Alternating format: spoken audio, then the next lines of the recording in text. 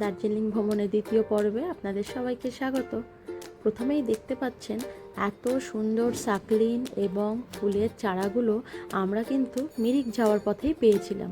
দেখে কি ভালো লাগছে তাই না? তারপরেই চলে গেলাম পাইন বনে ঘেরা রাস্তার মাঝখান দিয়ে।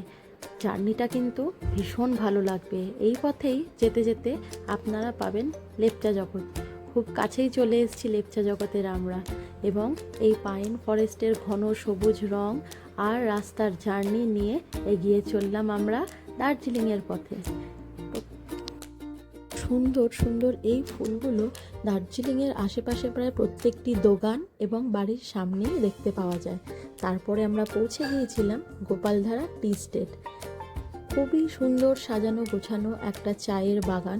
কিছুক্ষণ এখানে দাঁড়িয়ে এক কাপ চা হাতে নিয়ে চায়ের কাপে চুমুক দিতে দিতে এই সুন্দর জায়গাটির উপভোগ করছিলাম। রাস্তা শেষ যেন হয় না, চারিদিকে দার্জিলিংয়ের ঘন জঙ্গল পাহাড় সবারই মনকে একদম শান্ত করে দেয়। চলে আসলাম লেপচা জগৎ, আমার ভীষণই একটা প্রিয় জায়গা। চারিদিকে ঘন কুয়াশায় ঘেরা এই পাইন ফরেস্টটা দেখলে মনে হয় খুব একটা মায়াবী। চারিদিকে এত বড় বড় পাইন গাছ, আর মাঝে মধ্যে সেখান দিয়ে মেঘ ঢুকে পড়ছে।